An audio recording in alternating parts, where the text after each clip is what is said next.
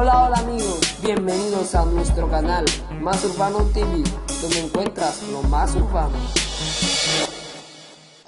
Yo! Where you at? I'm in my house in Miami. Where you at? You were taking a dump. You were taking that morning dump. I'm taking a shower. I want to look good for you, man. Bro, you are haunting me. I opened up Forbes magazine the other day. You are on the front page of Forbes online. Did you know that? I don't got that. I need to get that. I want to brag. April 7th, you were on the front page, and it's talking about your single, Pueblo, hitting hard and how it hadn't stopped since it came out January 18th. Isn't that nuts? It's beautiful, man. That's beautiful. Amen. Especially in these times right now. You know, in this situation, everything good that happens with the music is a blessing. 100%. But you know what? People need music right now. Music is a great escape. What are you listening to? I'm listening to, actually, I'm just trying to write my own music right now. You know what I'm saying? Like sitting down on the guitar, just write music. And I'm hooked with this Netflix thing, man. I'm just watching series and I can't stop. That's all I'm doing. Look, I'm happy you brought up Netflix. Because your Netflix show, the first 5 minutes. Yeah, man. It's crazy because we waited a whole year for it to be here in the States. Everybody was crazy about it. Everybody was like, "What? Why can't we see it?" And you know, apparently Netflix did like a business with Telemundo. We couldn't see it because of that. And now we got it. It's crazy. Because look, we talked about your story on Just the Sip, and you painted the picture so vividly. So when I saw even the first scene when you're in that bed and your dad's outside the door, it's exactly what you told me. Why was it important to make this as specific and as real as possible? Amen, amen, amen. I'm so happy, you know, because like I know I told you this already, but the whole reason about this this series is to get these kids off the street. You know what I'm saying? Get these kids some conscience so they, you know, they stop doing whatever they doing that's not correct and go take the right path, you know? And I came from a hard background and a hard past where my mom was a drug addict, my dad was a drug addict, and I was doing drugs and you know, and if I came out of this, I know a lot of people got hope too to, you know, get better in their lives. Yeah. Now, another thing that comes up in this is the Daddy Yankee beef that went back for years and years. Has you seen it, and how has he reacted to it? Oh no, of course he saw it. He loved it a lot. You know, there was a lot of things that obviously in a way we made him a little bit like more cool down, like, you know, like in the street, like when the thugs would talk to Yankee in the streets, Yankee would never back down. He was from the streets, you know what I'm saying? So like in the series, it looks like he's like more like yeah, okay, you know, like trying to keep peace, but he was from the streets, you know what I'm saying? And in real life, that was not the, like in real life, you won't let nobody talk to him, you know, the way they talk to him in that series, you know. But he loved it. Other than that, he loved it, man. He loved it. That's awesome. You know, a lot of times in ethnic cultures, we sweep a lot of things under the rug. What was it like talking to your parents about their addiction issues and how it affected you? I'm gonna put on right now my headphones. I want to listen to you right with them. Yeah. Wait, where's mine?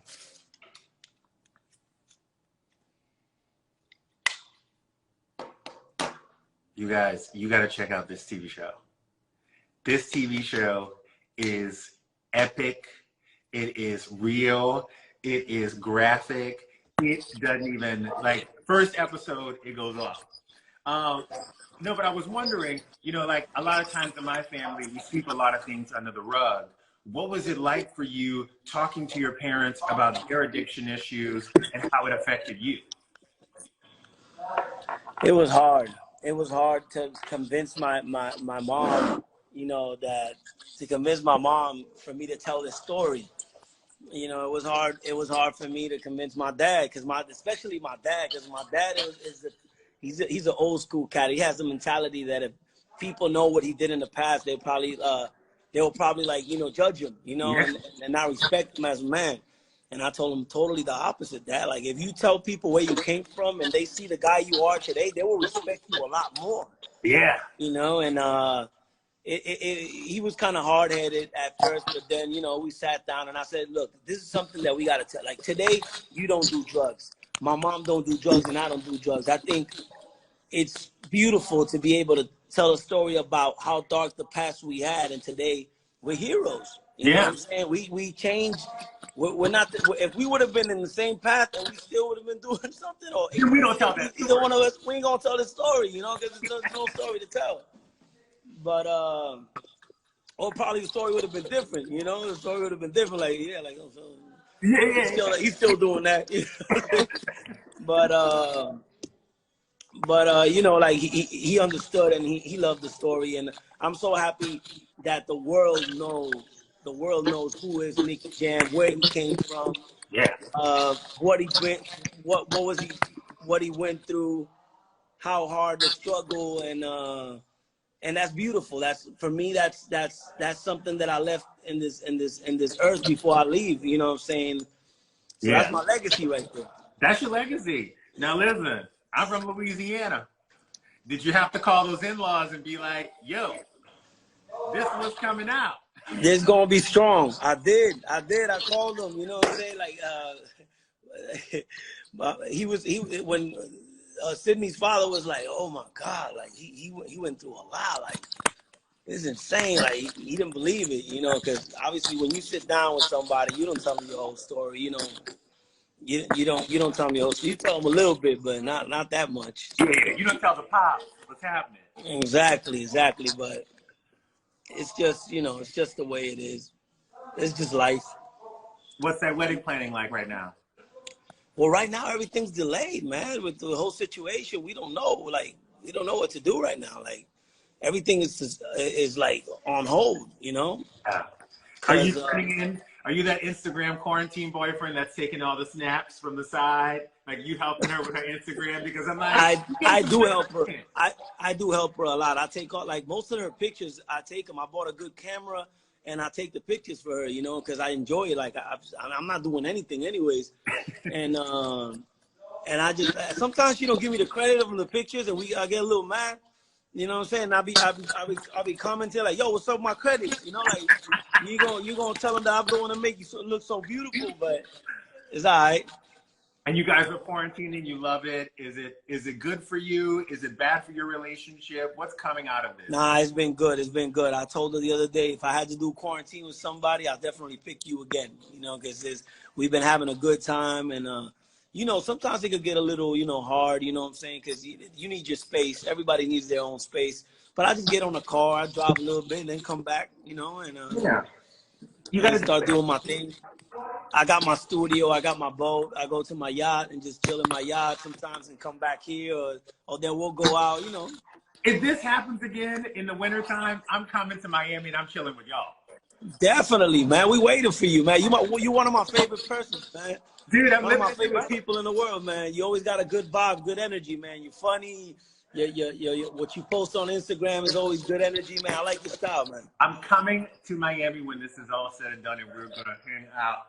I have to ask you this because watching the Super Bowl, seeing J Balvin, seeing Bad Bunny, seeing J-Lo, and seeing Shakira take that stage, as a Latin artist, what was it like for you to watch that?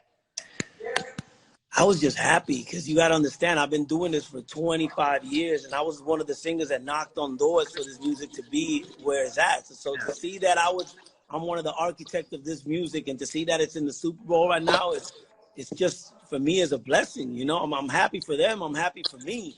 I'm proud of me too, you know, because I know that I started this music, and 25 years ago when people said it was a joke.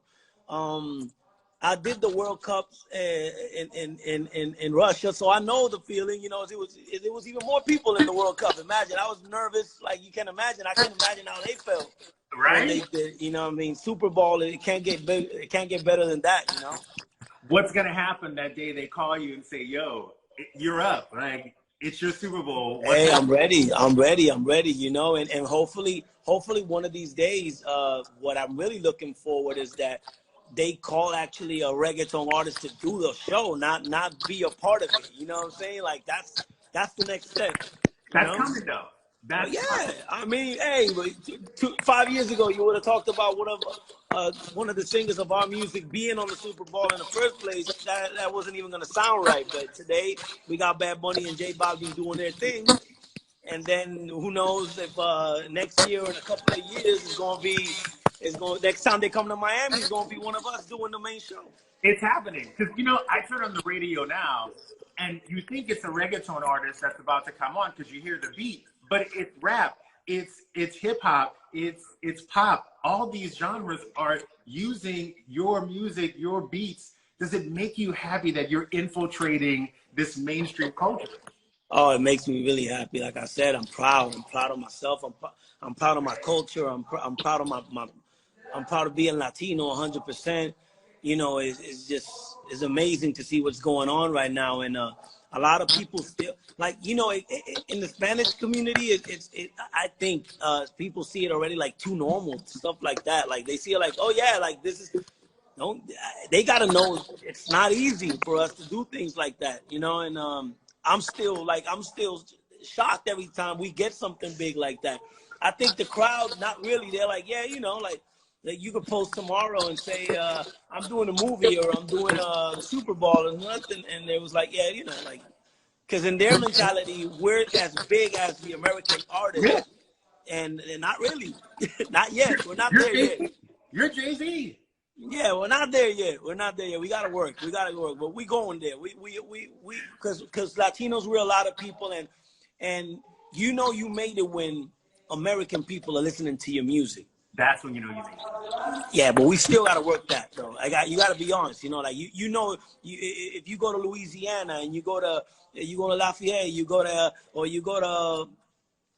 let's say North Carolina, and you see white people or black people or Latin people bump into reggaeton music, that's when you know the music really did 100% crossover. You know what I'm saying? Yeah. That's what we gotta work. That's what you gotta work on.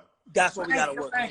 Look, with you leading the pack, it seems like the Latin community, the reggaeton community is strong right now.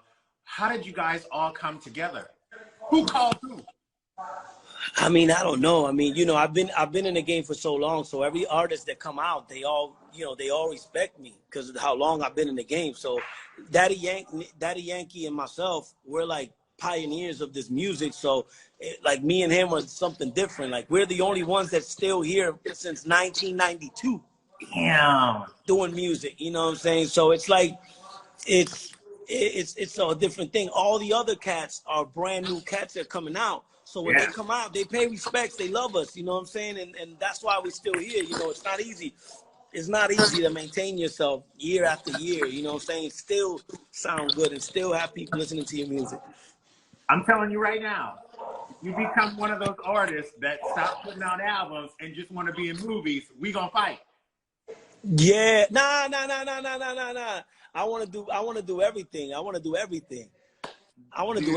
And I want to work in the English market as well because I'm bilingual, so I could do English music as well. You know, like I want to do trap, R&B vibe kind of music, you know, like all that, and do Spanish as well. Like I want to be in everything because God gave me the gift of knowing. I got two languages, Spanish and English. You know, I could rap, I could sing, so I could do pretty much everything. You know, I just gotta just have the right producers and, you know, do good magic. I need a Drake, Nicky Jam moment. That's what I need. A Lil Wayne, Nicky oh my Jam God, moment. come on, man. Come on. I'm ready. You know, I'm gonna tell you a quick story. Lil Wayne, he's not gonna remember, but probably like 11 years ago, I was at the airport I was doing a small show, and a friend of mine was like, "Yo, Nicky, this guy just met me at the airport, and he's like, you singer, right?" I'm like, "Yeah, I do reggaeton music." And he's like, "You know what, bro? I'm here in Miami. I'm gonna do the curtains for Lil Wayne." I'm like, get out of here. I'm like, yeah, man, you want to come with me? No. I'm like, what? Like, yeah. You want to come with me? Come on, let's go. And I was like, damn, I'm here doing connection. Like, I didn't have money like that. Like, I'm just gonna stay here. The dude didn't have money either. He's just a worker, you know what I'm saying? But he has his little company, and he's like, stay here, forget it, man. We'll make it happen. I'm like, all right, forget it. So we went to Lil Wayne's house, man. And Lil Wayne came out, you know what I'm saying? Like, hey, what's up, man? I went to Lil Wayne's house and I was acting like I was working on the curtains and everything. You know, that demo. Huh? That demo. I didn't even know what I was like a half an hour with just looking at the screwdriver. You know what I'm saying? Like, what am I gonna do with this? You know, like trying to help, and he was really cool. You know what I'm saying? When I he was smoking his thing. You know what I'm saying? I ain't even smoking that time, and I was smoking just for him. You know, like you want to smoke? Like, yeah, I was high. Wait. I was working for this promoter when I was 21. I had just moved to Los Angeles, and he was like, "Yo, you're gonna pick up Lil Wayne and this posse at the thing, and like you guys are gonna go. It'll be fine. Just pick him up, bring him back here. It'll be cool." I'm in the car. There's like 3 cars lined up, and all of a sudden, this private jet, the door opens, and it's like a scene from like a 1980s like alien movie. The thing opens, and all the smoke comes out. So you just see like 10 dudes just like walk out, like barely walking. They got in the limo with me. By the time we made it from Van Nuys to Beverly Hills, my right eye was closed. I was like eating the Cheetos in the back. I don't know what he was smoking in those days, but whatever he was smoking in those days was in a different level. You know what I'm saying? Like, I was high for 4 days. Like, couldn't pee in a cup to save my life for a month. First weekend, I bet he sees me like around Instagram or knows about me, and he don't even know that I was in his house doing his messing with his curtains and all that. And he never knew I was gonna be a superstar. And he never knew I was gonna be in movies or nothing like that. You know, it's crazy.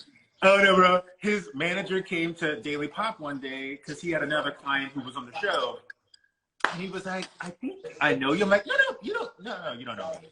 And he's like, "No, I feel like," and I was like, "No." I'm like, literally, and then he goes, "Oh, I know where I know you from." I'm like, "Shut up. We are not talking about this in front of motherfucking people. And we gonna keep not here, not on TV World, not here." No, in those days, like the whole talk about that was kind of like still a taboo. You know what I'm saying? Today is like nothing. You know what I mean? No, you don't talk about it. But when they were rolling stuff, I mean, these people they must have been getting it straight from Bob Marley's house. Oh my God, man! Like, I don't know, man. Like, I'm telling you, I was high for 4 days, bro. For 4 days, I didn't know what I was doing. I didn't even go back to Puerto Rico. I was supposed to go back the next day. I stayed in Miami like for 4 more days, and I didn't remember what happened those 4 days in Miami. I didn't remember. That reminds me of the first time I went to 11. I didn't know what it was. I had no idea what it was. Yeah, right.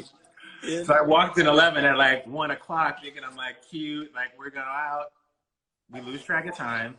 When I walk out of 11 the next morning, it's 9:30, and there's a marathon being finished right in front of us. And we're walking out in leather jackets, lopsided, back to the food. That's the place. 11 is the place. No, it is. It is. I performed there, man. I did a show there once, and it was like an after party for a big concert or the awards. I don't remember. And Vin Diesel was with me, and he went on stage with me, and he was trying to sing in English, in Spanish. I don't know what happened, but he was singing the Spanish song. Like, that's how happy we was, you know. What's your favorite city to perform in? Everybody has one. Everyone hates LA. Everyone hates New York. But everyone has a city that they love to be in. I gotta say Miami, man. It's just the vibe here, man. I mean, Miami's insane. But they live it. I mean, you're talking about city, like you're talking about the States. Yeah. Yeah. Miami is the best for me. Miami. I love LA, by the way, because LA, they give me good love. Last time I had a concert in LA, it was crazy. But I feel that my whole connection is here. You know what I'm saying? You got the African American, you got the Latinos, you got the Venezuelans, you got the Italians, you got everybody. And they're ready. Everybody. So it's multicultural, and the concert is everything. You feel like you're doing a whole tour in one show, you know? Damn. It's insane. That's what you feel in Miami, and the love is insane, and people have fun here. Like Miami, you feel your own vacation every day. Oh, Now, if you going to talk about Spanish countries, I have to go with Puerto Rico and Colombia. And Chile too is insane. You know what? I'm not gonna pick no one. I'm gonna say there's a lot. I don't want no problems. Look, you're starting a turf war. You are starting a turf war in the comments. People are starting to comment. Yeah, they're like, don't forget, you know. So how's been your diet in these days?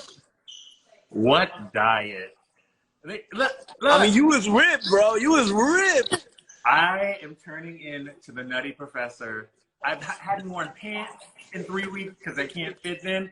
You know, in Louisiana, it's all eating and drinking. So when you're stuck in quarantine, you get back to the root. I've been frying shit. I have a fry daddy outside. Oh my God, yo, this is the best excuse you have to eat whatever you want and be fat. You know what I'm saying? If somebody tells you something, you're like, what was I gonna do? It was a plan. Train for what? Be ripped for what? Are you gonna train to watch Netflix? That's the problem. You know what I'm saying? My girl's training. She's like, I train. She's like, I train. Yeah, but that's different. She works, like, she's still working. She's a model. So she's still taking pictures, and she's still got to take care of her body. But I'm not doing nothing. I'm out here just trying to function. I'm going to look like Fat Joe after this is all done. I look like Fat Joe already. I walk in the club, be like, I'm DJ Khaled. I'm lean back. All I do is lean back.